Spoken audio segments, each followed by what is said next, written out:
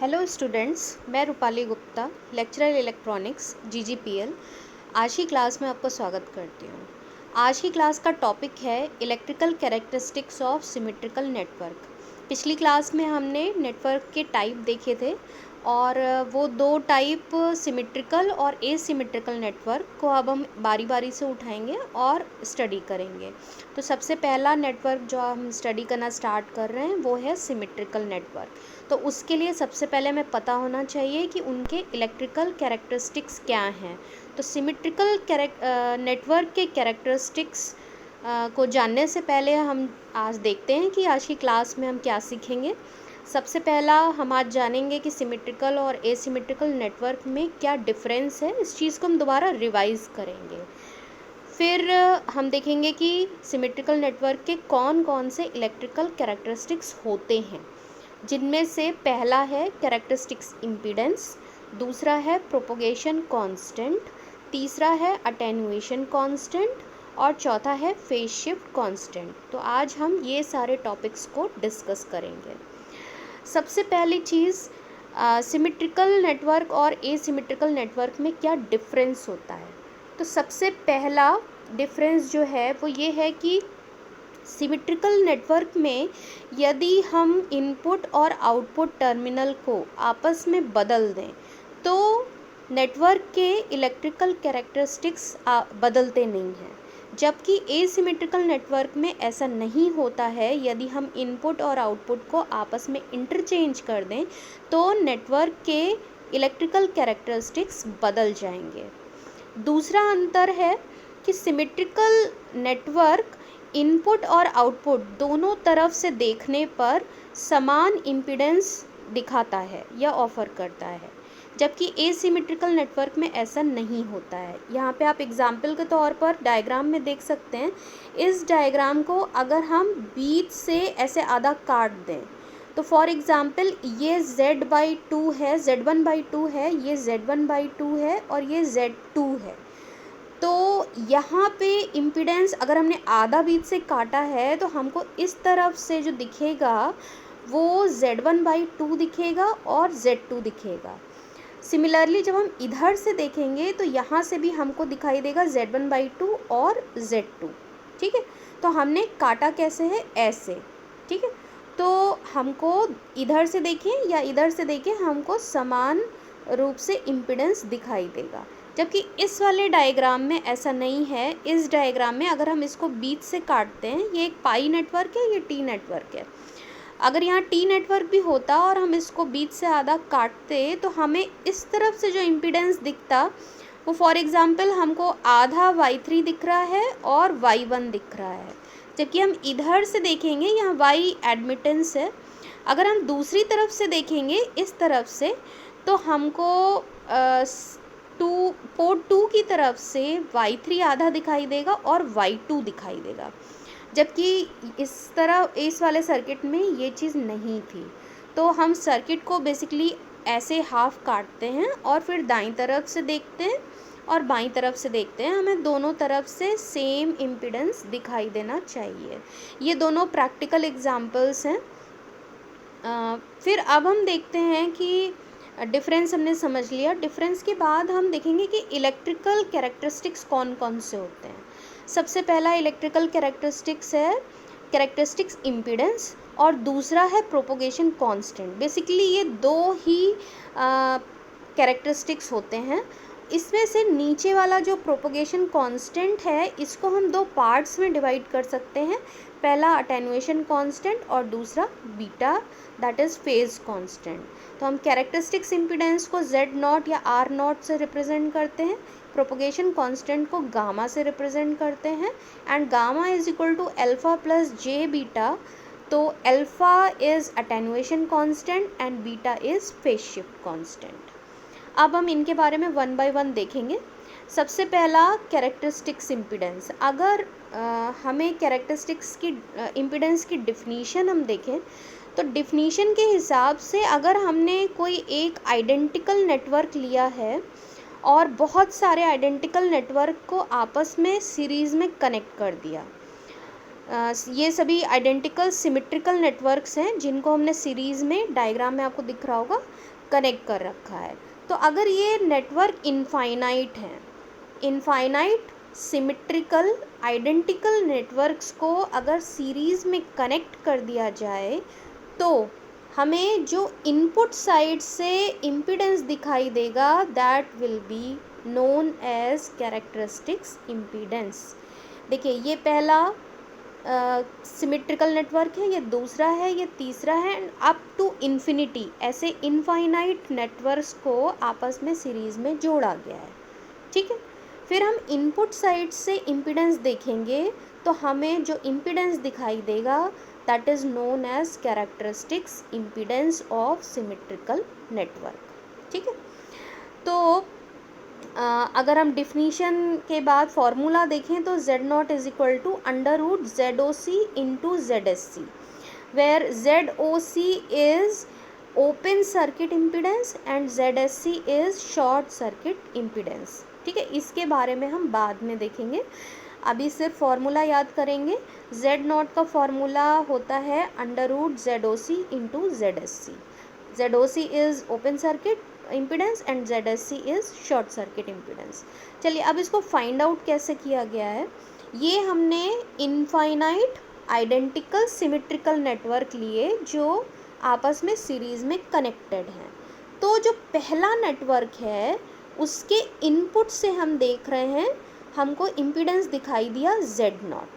अब हमने क्या किया, ये पहला वाला हटा दिया, तो अब हम दूसरे वाले के इनपुट से देखेंगे तो भी हमको जो इनपुट इम्पीडेंस यहाँ पे दिखाई देगा वो होगा Z0, क्योंकि पीछे जो इम्पीडेंसेस हैं वो ये जो नेटवर्क हैं ये इनफाइनाइट ही रहेंगे। अगर आप इनफाइनाइट नेटवर्क थे उनमें से एक को आपने हटा दिया तो infinite -1 is also equal to infinite, यानी कोई अंतर नहीं पड़ा। तो हमको जो यहाँ से दिखाई देगा वो भी Z0 ही होगा। तो ये यहाँ डायग्राम में दिखाया गया है कि पहले नेटवर्क को हमने हटा दिया तो इनफाइनाइट -1 नेटवर्क रह गए, और हमको अब जो इनपुट में दिखाई दे रहा है वो इम्पीडेंस क्या है, Z0। ठीक है, तो अब इस तरीके से दूसरी एक डिफिनीशन और है। अगर हम सिमेट्रिकल नेटवर्क को, ये एक सिमेट्रिकल नेटवर्क है जो इनफाइनाइट नेटवर्क्स के बराबर है, इसको हमने Z0 से शॉर्ट सर्किट कर दिया, ये इसके आउटपुट में हमने Z0 लगा दिया, तो इसके इनपुट में हमें जो इम्पीडेंस दिखाई देगा दैट विल बी Z0। ठीक है, तो अगर हम डिफिनीशन दूसरी लिखना चाहें तो हम डिफिनीशन ये लिख सकते हैं कि अगर एक नेटवर्क सिमेट्रिकल नेटवर्क हमने लिया और उसको Z0 से टर्मिनेट किया तो हमको उस नेटवर्क के इनपुट पर जो इम्पीडेंस दिखाई देगा that will be equal to Z0। ठीक है, तो ये हुआ कैरेक्टरिस्टिक्स इम्पीडेंस। ये बहुत ही इम्पॉर्टेंट है क्योंकि हर डेरिवेशन में हम इसका मान निकालेंगे। दूसरा इलेक्ट्रिकल कैरेक्टरिस्टिक्स है प्रोपोगेशन कांस्टेंट। प्रोपोगेशन कांस्टेंट का क्या होता है, प्रोपोगेशन कांस्टेंट एक तरह से अगर हम रेशियो निकालें, ये एक आपको नेटवर्क दिख रहा होगा, इस नेटवर्क में पहली अंदर आने वाली करंट पहली है IS, ठीक है, दूसरे में आने वाली है I1, तीसरे में आने वाली है I2, तीसरे नेक्स्ट में आने वाली है I3 एंड सो ऑन। अब ये N नेटवर्क लगे हुए हैं, तो बाहर निकलने वाली करंट है IR। तो दो चीज़ें ध्यान रखिए, पहली अंदर आने वाली करंट IS, दूसरी बाहर जाने वाली करंट IR। तो propagation constant that is also known as gamma, gamma is equal to होता है IS/IR, यानी अंदर आने वाली करंट डिवाइडेड बाय बाहर जाने वाली करंट का नेचुरल लॉग कहलाता है गामा। तो इसको हम इस फॉर्मूले की मदद से भी देख सकते हैं। अगर हम सिर्फ पहला नेटवर्क कंसिडर करें, यहाँ सिर्फ पहला, ठीक है, दूसरा नहीं, तो पहले नेटवर्क में अंदर आने वाली करंट है IS, बाहर जाने वाली करंट है I1। तो IS/I1 इज इक्वल टू होता है e की power gamma, where gamma is the propagation constant. Okay, अब चूँकि ये सभी नेटवर्क एक जैसे हैं तो हम दूसरे वाले नेटवर्क के लिए भी हम निकाल सकते हैं अंदर आने वाली करंट, बाहर जाने वाली करंट, इन दोनों का ratio I1/I2 is equal to e की पावर गामा। सिमिलरली तीसरे नेटवर्क में भी I2/I3 is equal to e की power gamma and so on. ठीक है, अब हमने क्या किया, सबसे पहले वाले नेटवर्क में हमने फाइंड आउट किया था IS/I1 is equal to e की पावर गामा। तो अगर हम इस इक्वेशन को I2 से ऊपर नीचे मल्टीप्लाई कर दें तो हमको क्या मिलेगा, I1/I2 is equal to I2/I3 is equal to I3/I4 and all of this is equal to e की पावर गामा। सॉरी, यहाँ पे ये आपको शो किया गया है कि चाहे ये नेटवर्क हो, चाहे ये नेटवर्क हो, चाहे ये नेटवर्क हो, हर एक में अंदर आने वाली करंट डिवाइडेड बाय बाहर जाने वाली current is equal to e की पावर गामा। ठीक है, अब सेकंड वाले यहाँ से ये फर्स्ट वाली इक्वेशन को अगर हम I2 से डिवाइड और मल्टीप्लाई दोनों कर दें तो हमको मिलेगा ई की power gamma multiplied by e की power gamma, that is equal to e की पावर 2 गामा। इसी प्रकार अगर हम I3 से मल्टीप्लाई और डिवाइड दोनों कर दें इस वाली इक्वेशन को हम I3 से मल्टीप्लाई और डिवाइड दोनों कर दें तो हमको मिलेगा ई की power 3 gamma and so on. तो एक तरह से हम कह सकते हैं कि अगर हम इस पूरे नेटवर्क का देखें, पूरे नेटवर्क का अंदर आने वाली करंट डिवाइडेड बाय बाहर जाने वाली करंट, तो हमें मान मिलेगा ई की पावर n गामा। ठीक है, तो n गामा क्या है, अब गामा इज इक्वल टू क्या होता है, गामा एक वेक्टर क्वांटिटी है जो कि प्रोपोगेशन कांस्टेंट है। ठीक है, तो propagation constant is a vector quantity और ये दो धाराओं का रेशियो है। ठीक है, IS/IR यानी अंदर आने वाली करंट डिवाइडेड बाय बाहर जाने वाली current, that is equal to propagation constant. ठीक, और चूंकि दोनों धाराओं का फेज वेक्टर क्वांटिटी है तो इसमें फेज भी होगा और एम्पलीट्यूड भी होगा, तो इनका फेज आउट ऑफ फेज होता है यानी एक दूसरे के अपोजिट। ठीक है, तो इसका मतलब है कि इनका एम्पलीट्यूड भी होगा और इनका फेज डिफरेंस भी होगा। तो एम्पलीट्यूड यहाँ पे देखिए इस वाले फॉर्मूले से, अब यहाँ से देखिए IS/IR is equal to e की पावर n गामा। तो इस यहाँ पे हमने अगर केवल एक इसको क्या किया है, गामा इज इक्वल टू हमने लिखा अल्फ़ा प्लस जे बीटा, तो हमें मिला ई की पावर n अल्फ़ा इंटू ई की पावर जे n बीटा। अब हम ई की पावर n अल्फ़ा को अलग रख लेते हैं और ई की पावर जे n बीटा को हम लिख सकते हैं cos n beta plus J sine n beta. तो ये हमने फॉर्मूला यूज़ किया है ई की power J theta is equal to cos theta plus J sine theta. ठीक है, और इसका आपको मालूम है कि cos theta plus J sine theta को अगर हम एम्पलीट्यूड और फेज दोनों के फॉर्म में लिखें तो हमें फॉर्मूला मिलेगा under root cos square N beta plus sine square N beta, और एंगल मिलेगा tan inverse sine N beta divided by cos N beta. ठीक है, तो यहाँ पे हमको दो टर्म मिल गए, पहला एक अल्फ़ा मिल गया और दूसरा हमको बीटा मिल गया। ठीक है, अब ये अल्फ़ा और बीटा क्या हैं, तो अभी हमने क्या पढ़ा, प्रोपोगेशन कांस्टेंट क्या होता है। प्रोपोगेशन कांस्टेंट अंदर आने वाली करंट और बाहर जाने वाली करंट का रेशियो होता है, और उस रेशियो का हम अगर लॉग लें, नेचुरल लॉग लें, तो हमको मिलेगा gamma, that is also known as propagation constant. ठीक है, गामा एक वेक्टर क्वांटिटी है यानी इसमें दिशा भी होगा और इसका परिमाण भी होगा। तो परिमाण को हम रिप्रेजेंट करते हैं अल्फ़ा से और इसकी दिशा को हम रिप्रेजेंट या फेज डिफरेंस को हम रिप्रेजेंट करते हैं बीटा से। ठीक है, अब हम अल्फ़ा और बीटा फाइंड आउट करेंगे। तो यहाँ पे हमने एक नेटवर्क लिया है, ये सिमेट्रिकल नेटवर्क है जिसमें अंदर आने वाली करंट I1, बाहर जाने वाली करंट I2, या IS और IR ही लेते हैं जो अभी तक हम लेकर चल रहे थे। तो IS और IR है, ठीक है। और अगर हम इनपुट पे वोल्टेज मान लें ES और ER, ठीक है, तो ES और ER अगर हम यहाँ पे ले लें, इस साइड पे ES और इस साइड पे ER, ठीक है।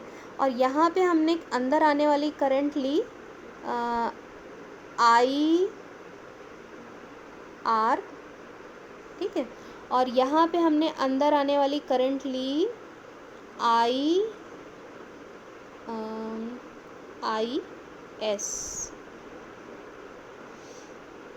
IS, ठीक है।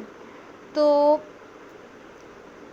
इधर से करंट IS आ रही है, इधर से करंट IR आ रही है, ठीक है। तो अब हम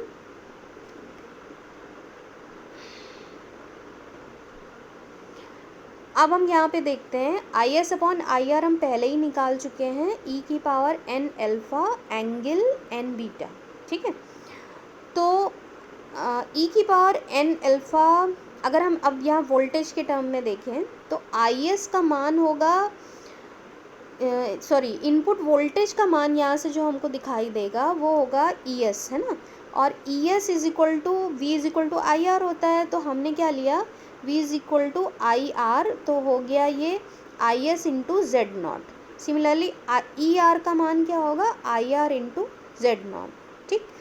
तो हम दूसरे इक्वेशन ये लिख सकते हैं, ES upon ER is equal to e की power n gamma, that is also equal to e की power n alpha angle of n beta, ठीक है। अब यहाँ पे जो e की पावर n अल्फ़ा है, इसमें n alpha is equal to हो जाएगा natural log of magnitude of IS upon IR, ठीक है। तो IS अपॉन IR, अभी तक हम बार बार ये बात बोल रहे हैं, IS अपॉन IR का जो रेशियो होता है वो कहलाता है, रेशियो का नेचुरल लॉग कहलाता है प्रोपोगेशन कांस्टेंट, ठीक है। और प्रोपोगेशन कांस्टेंट दो चीज़ों से मिलकर बनता है, पहला alpha plus j beta. Alpha क्या है, IS अपॉन IR का परिमाण, और बीटा क्या है, उनके बीच का फेज एंगल। तो हम अल्फ़ा का मान लिख सकते हैं n alpha is equal to natural log magnitude of IS upon IR। यहाँ पे यूनिट क्या यूज़ की गई है, नेपियर, ठीक है। अब अगली स्लाइड में हम देखते हैं कि अल्फ़ा क्या है। तो अल्फ़ा क्या है, अब हम इसको यहाँ पे दोबारा से डेफिनीशन ले रहे हैं attenuation of phase shift constant की। प्रोपोगेशन कांस्टेंट का रियल पार्ट जो है वो कहलाता है अटेन्यूएशन कांस्टेंट, और ये शो करता है कि सर्किट में बहने वाली धारा और वोल्टेज में कितना क्षरण हो रहा है या अटेन्यूएशन हो रहा है, और इसकी यूनिट होती है नेपियर पर किलोमीटर। तो अगर हम n इज इक्वल टू 1 ले लें तो हमको फॉर्मूला मिलेगा e की power alpha is equal to magnitude of IS upon IR। तो अल्फ़ा इज इक्वल टू हो जाएगा natural log of magnitude of IS upon IR, ठीक है। अब अगर हम और इसको नेपियर पर किलोमीटर में हमने निकाला है, ये नेचुरल लॉग लिया है तो फॉर्मूला हमको ये मिला है। अगर बेस 10 लेते हैं तो फॉर्मूला बदल के हो जाएगा alpha is equal to 2.303 log base 10 IS upon IR। दूसरा कांस्टेंट है प्रोपोगेशन कांस्टेंट। तो सॉरी, प्रोपोगेशन कांस्टेंट का जो इमेजिनरी पार्ट था उसको हम बोलते हैं फेज शिफ्ट कांस्टेंट।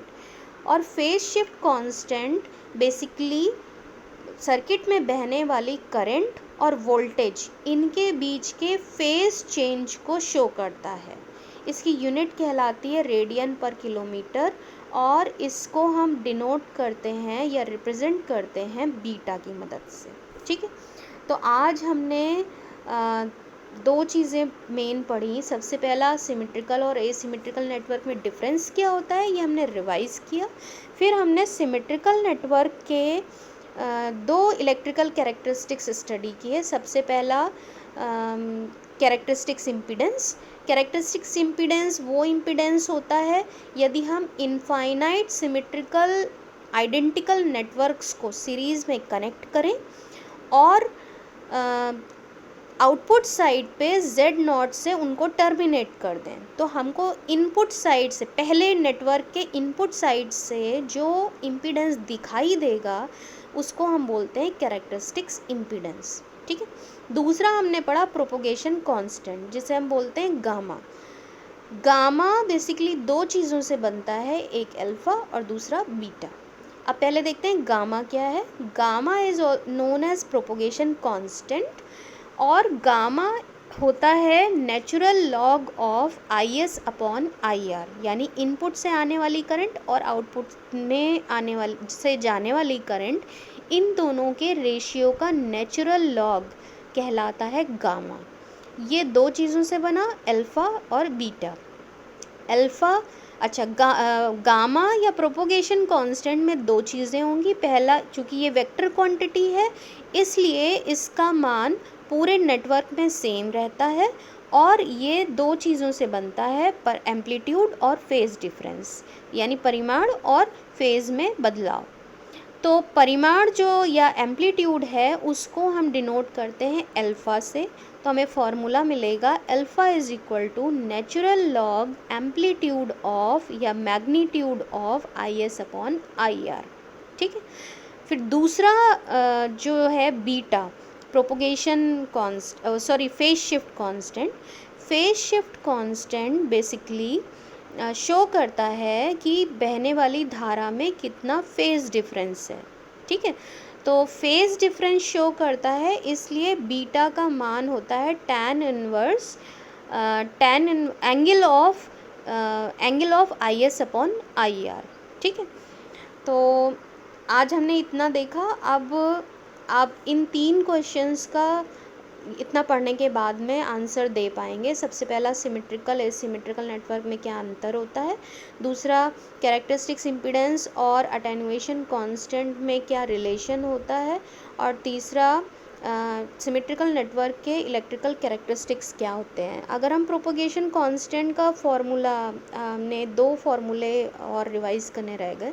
पहला, कैरेक्टरिस्टिक्स इम्पीडेंस का फॉर्मूला होता है Z0 is equal to √ZOC into ZSC, where ZOC is open circuit impedance और ZSC is short circuit impedance.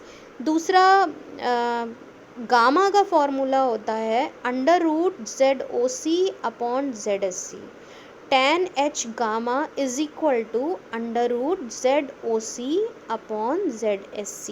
ये मैं स्लाइड में दिखाना भूल गई हूँ, लेकिन आप फॉर्मूला अपने पास कॉपी में नोट कर लीजिएगा। tan H gamma is equal to √ZOC upon ZSC, क्योंकि इन 2 फार्मूलों का इस्तेमाल अगले लेक्चर में हम बार बार करेंगे। आज का कंटेंट मैंने इन साइट से और इन बुक्स से लिया है। आई होप आपको समझ में आया होगा। NFTL थोड़ा सा डिफ़िकल्ट सब्जेक्ट है, इसलिए आराम से सारे वीडियोस को देखिए, धीरे धीरे कॉपी में नोट्स बनाइए और फिर एक बार फिर से उनको पढ़िए, तो आपको काफ़ी कुछ क्लियर हो जाएगा। एक बार में ही पिक्चर की तरह से देख के आपको समझ में नहीं आएगा, तो इसलिए आराम से उसको देखिए, लिखिए, फिर एक बार लिखे हुए को पढ़िए, समझिए, तो आपको डेफिनेटली समझ में आएगा। अभी तक का लेक्चर जो भी हम लोगों ने पढ़ा है, अगर आपने नहीं पढ़ा है तो अगला लेक्चर आपको बिल्कुल समझ में नहीं आएगा, क्योंकि आगे डेरिवेशन है, हम एनालिसिस करेंगे और डेरिवेशंस फाइंड करेंगे। तो जब तक आपको ये फॉर्मूले याद नहीं होंगे तो आप अगले फॉर्मूले नहीं निकाल पाएंगे, ना ही एनालिसिस कर पाएंगे। So keep safe and study. Thank you so much.